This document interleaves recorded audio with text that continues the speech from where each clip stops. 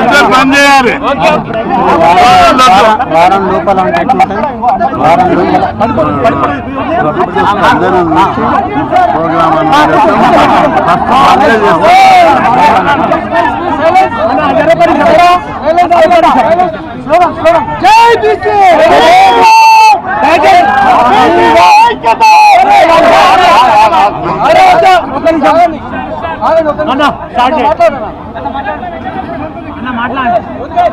ఈరోజు రాష్ట్ర హైకోర్టు 2 వారాల పాటు ఎన్నికల ప్రక్రియను ఆపడం అనేది చాలా దురదృష్టకరమైనటువంటి అంశం. ఎందుకంటే ఎన్నికల నోటిఫికేషన్ వేసినాక సుప్రీంకోర్టు ఆదేశాలు ఉన్నాయి, ఎన్నికలను వాయిదా వేయొద్దు. కానీ అందుకు సుప్రీంకోర్టు ఆదేశాలకు విరుద్ధంగా 2 వారాల పాటు వాయిదా వేయడాన్ని మేము దీన్ని తీవ్రంగా పరిగణిస్తున్నాం. ఇది రాష్ట్రంలోని 56% బీసీ ప్రజల యొక్క హక్కులకు విఘాతం కలిగిస్తుంది, వాళ్ళ ఆత్మ గౌరవాన్ని దెబ్బతీస్తుంది. నోటికారి అన్నం ముద్దను ఆపారు. నిన్నటి నుంచి చాలా మంది అడ్వకేట్లు మంచిగా చాలా చక్కగా మాట్లాడారు. దాదాపు చాలా పిటిషన్లు ఉన్నాయి. అన్ని పిటిషన్లను పరిగణనను తీసుకొని విచారణ జరిపి ఇంకా 2 రోజులు టైం తీసుకునేది.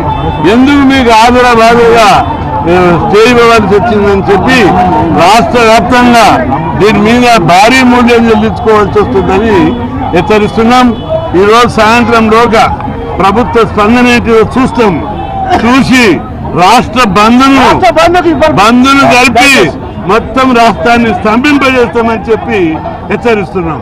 మండల్ కమిషన్ అప్పుడు ఎట్లయితే ఉద్యమమైందో, ప్రజా జీవితం ఏ విధంగా స్పందించిందో అర్ధగంట రెట్టింపుగా ఈరోజు బీసీల చైతన్యం వచ్చింది. బంద్ను ఊరు హైదరాబాదే కాదు ఊళ్ళో కూడా మొత్తం బంద్ జరుపుతాం. చాలా దీనికి ప్రభుత్వం బాధ్యత వహించవలసి వస్తుంది.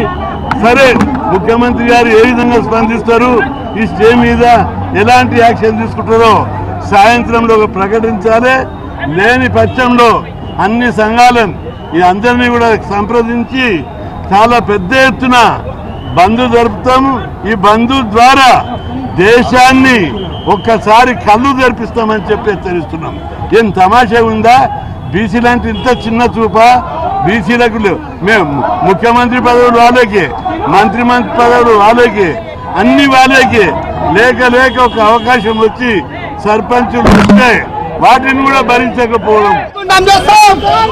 చెప్పండి, రాష్ట్ర బంధు పిలుపునిస్తాం. ఎందుకంటే రేవంత్ రెడ్డి గారు 42% రిజర్వేషన్లు ఇచ్చి సత్తా ఏంటిదో ఈసారి చూపెడతాం. అరే బలమైనటువంటి కనబడుతున్నారా?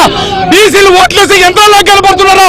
ఇవాళ హైకోర్టులో న్యాయం జరగకపోతే మాకు ఎక్కడ న్యాయం జరుగుతుంది అని చెప్పేసి బీసీలు రోధిస్తున్నటువంటి సమయం ఇది. మేము ఎన్నికలకు కావద్దా? మేము సర్పంచులు కావద్దా? కుట్రలు అందుతున్నటువంటి ఈ రేవంత్ రెడ్డి ఇచ్చినట్టే ఇచ్చి గుంజుకున్నటువంటి రిజర్వేషన్లు ఏంటిది?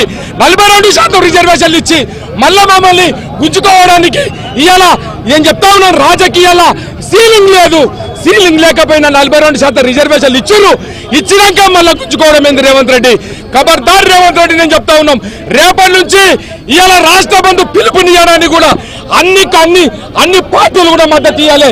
మాతో ఓట్లు వేయించుకున్నటువంటి ఏదైతే పార్టీ ఉందో ఆ పార్టీలన్నీ కూడా మద్దతు ఇవ్వాలని చెప్పి సభాముఖంగా తెలియజేస్తా ఉన్నాం.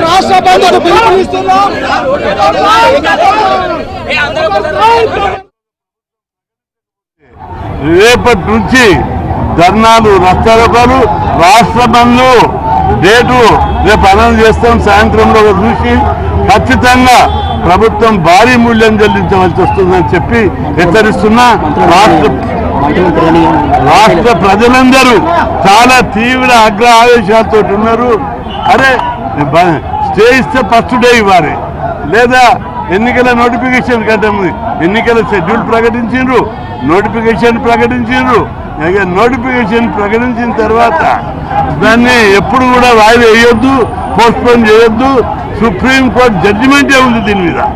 ఇట్లా ప్రకటించడం అనేది బీసీల మనోభావాలను, బీసీల యొక్క ఆత్మగౌరవాన్ని, బీసీలను అవమానపరచడం, బీసీ కులాలను అవమానపరచడం, బీసీల నోటికాని ముద్ద లాక్కోవడం. అందుకే దీన్ని అంత ఈజీగా వదిలిపెట్టము. దీనికి మొత్తం భారీ మూల్యం చెల్లించవస్తుందని హెచ్చరిస్తున్నాం. అన్ని రాజకీయ పార్టీలు ఈ ఉద్యమ కార్యక్రమాలకు పూర్తి మద్దతు ఇవ్వాలని, దీన్ని ప్రజలకు 42 దక్కే వరకు ప్రభుత్వాలను, సమాజాన్ని, వ్యవస్థలను అన్నింటినీ స్తంభింపజేస్తామని చెప్పి హెచ్చరిస్తున్నాం.